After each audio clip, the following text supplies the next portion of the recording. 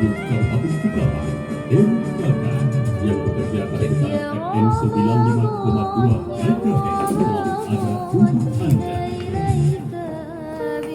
Assalamualaikum warahmatullahi wabarakatuh. Innal hamdalillah nahmaduhu wa nasta'inuhu wa nastaghfiruhu wa natubu ilaih wa na'udzu billahi min shururi anfusina wa min sayyiati a'malina may yahdihillahu fala mudilla lahu. Qala Allah ta'ala fil Qur'anil Karim, ya ayyuhalladzina amanu taqullaha haqqa tuqatih wa la tamutunna illa wa antum muslimun.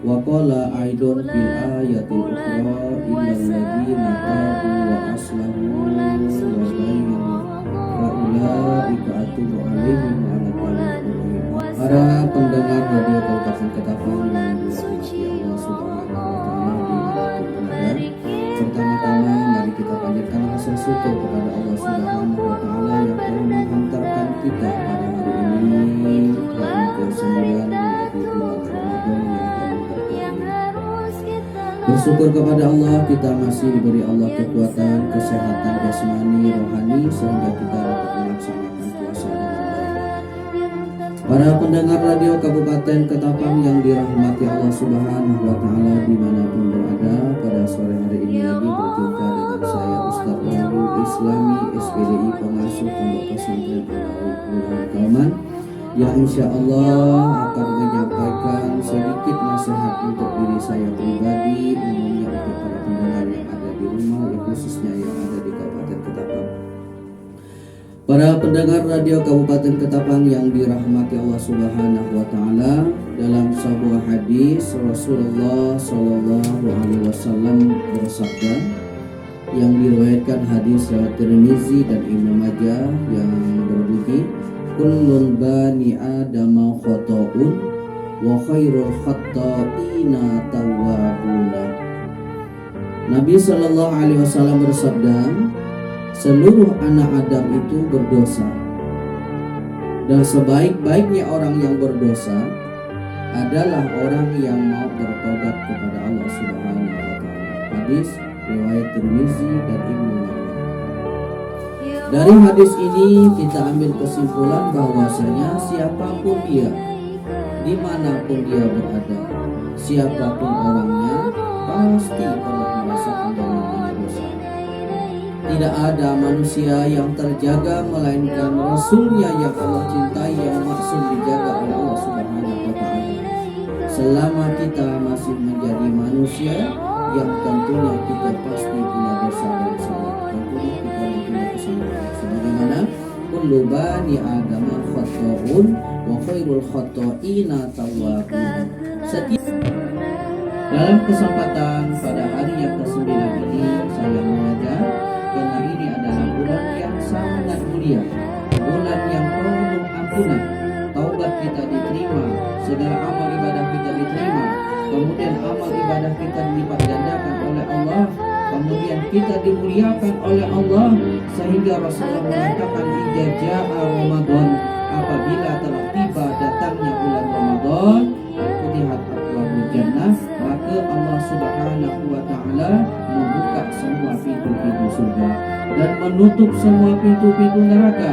Kemudian Allah Subhanahu wa taala mengikat sayatin, setan-setan diikat oleh Allah Subhanahu wa taala, artinya memuliakan daripada bulan yang penuh mulia yaitu bulan Ramadan.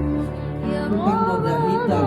Setiap perbuatan dosa yang kita lakukan akan satu titik-titik hitam yang ada pada diri kita. Artinya titik-titik hitam itu apabila kita banyak melakukan dosa, perbuatan maksiat kepada Allah, melanggar perbuatan yang diperintahkan Allah, melakukan yang dilarang oleh Allah Subhanahu wa taala, maka hari demi hari titik-titik itu akan menjadi banyak, akhirnya akan menutupi titik hitam yang begitu banyak. Kita bersyukur kepada Allah ketika bulan Ramadan Allah Subhanahu wa taala akan mengampuni semua kesalahan, hilaf, perbuatan dosa bagi hamba-hamba yang ingin bertobat kepada Allah Subhanahu wa taala. Hadis anna Nabi sallallahu alaihi wasallam raqil mimbar falamma raqid darajatul ula faqala amin. Summa raqi tsaniyata faqala amin. Summa raqi salisata faqala amin. Faqala ya Rasulullah, sami'naka taqulu amin salasa marat. Qala lamma raqitul darajata ula ja'ani Jibril sallallahu alaihi wasallam faqala sakiyun abdun adraka ramadana fansalakha minhu walam yughfar lahu.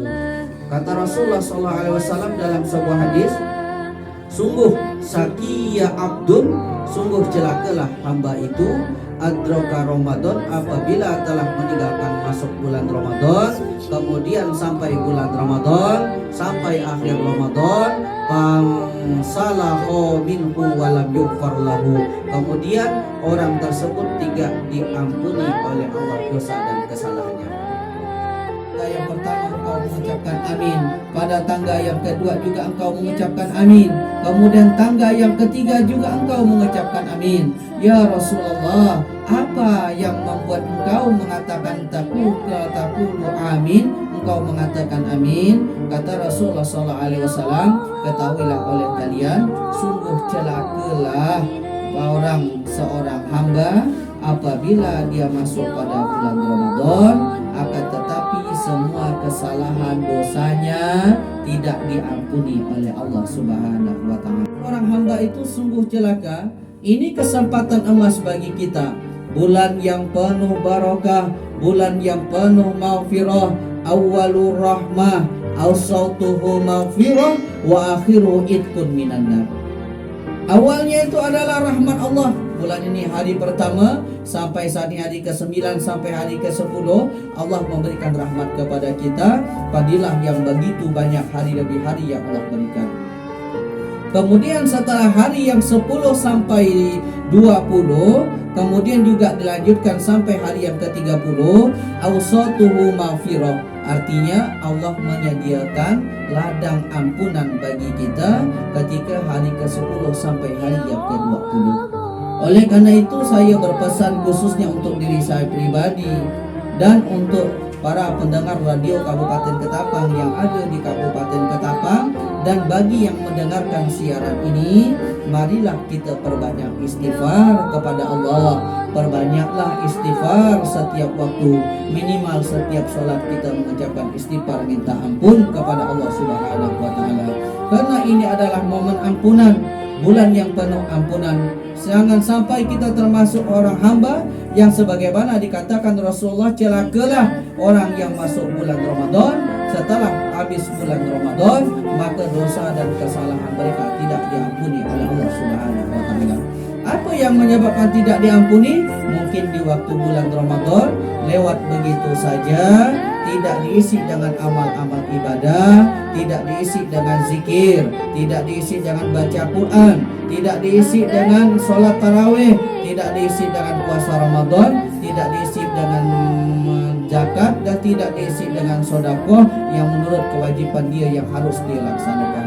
Para pendengar radio Kabupaten Ketapang dimanapun berada yang berbahagia pada sore hari ini, amalan-amalan apa saja yang dapat kita buat sehingga dosa dan kesalahan kita dapat diampuni?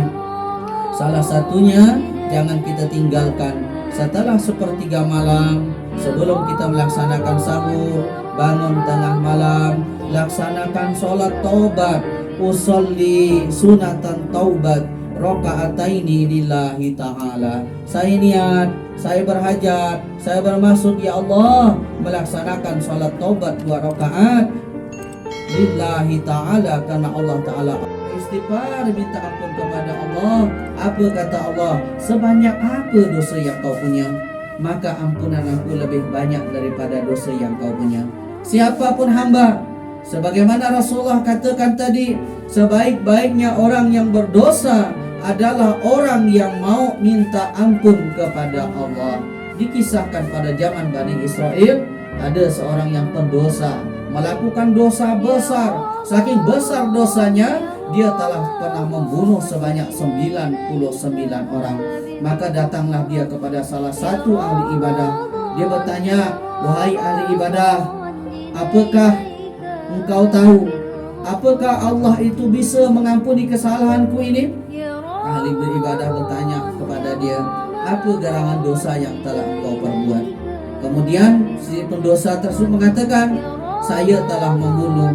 Langsung ustaz ataupun ahli ibadah tadi mengatakan, Astaghfirullahaladzim, Astaghfirullahaladzim, Astaghfirullahaladzim. Dia beristighfar 3 kali. Apa kata dia? Engkau telah melakukan dosa yang begitu besar. Kemudian, apakah Allah bisa mengampuni dosaku?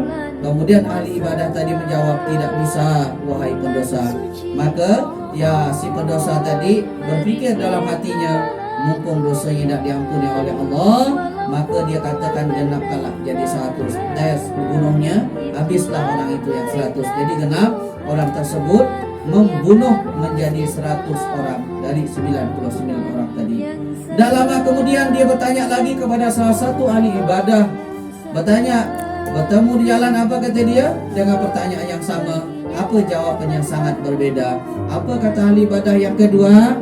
Wahai saudaraku, ketahuilah sebesar apapun, sebanyak apapun dosa yang engkau miliki, walaupun dosanya engkau sebanyak buih yang ada di lautan, dan sebanyak kayu yang ada di daratan, dan sebanyak air yang ada di lautan, maka ampunan Allah melebihi apa yang engkau punya. Maka senanglah hati daripada si pendosa tadi. Namun kata ustaznya ada syarat. Allah akan mengampuni dosa engkau, ada syarat. Apa syarat yang pertama? Salah satu yang disampaikan oleh ustaz atau ahli ibadah tadi kepadanya, adapun syarat yang pertama, engkau harus bertobat kepada Allah Subhanahu wa taala. Yang baik, bagaimana melakukan ibadah tobat yang baik? Maka si ahli daripada membunuh sebanyak 100 orang tadi dikatakan dia telah bertobat kepada Allah Subhanahu wa taala.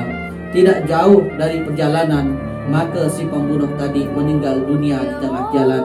Maka malaikat yang penjaga surga dan penjaga neraka, mereka merebut jasad merebutnya daripada orang-orang yang telah membunuh tadi.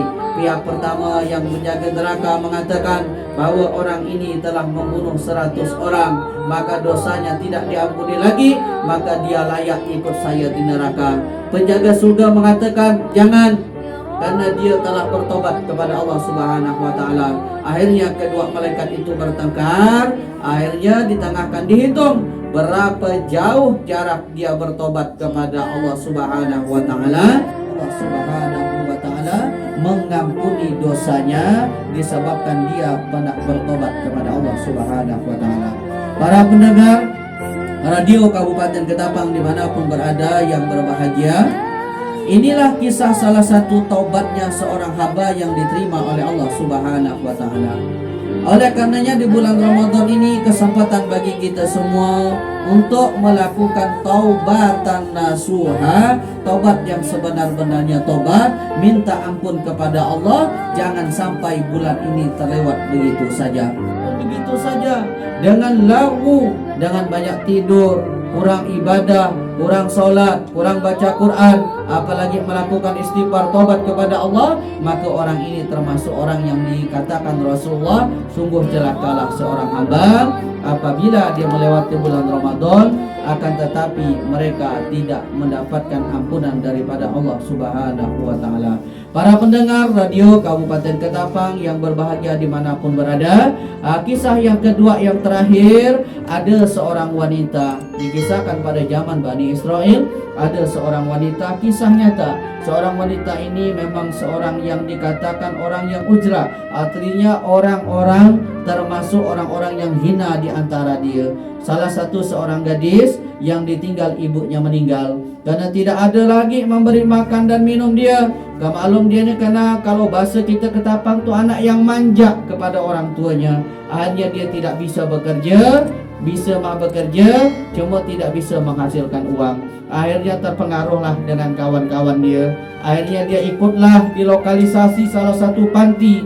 Akhirnya dia ikut kawan-kawannya. Kalau bahasa kasarnya dia ini menjual diri atau melacur. Akhirnya seluruh kampung tahu.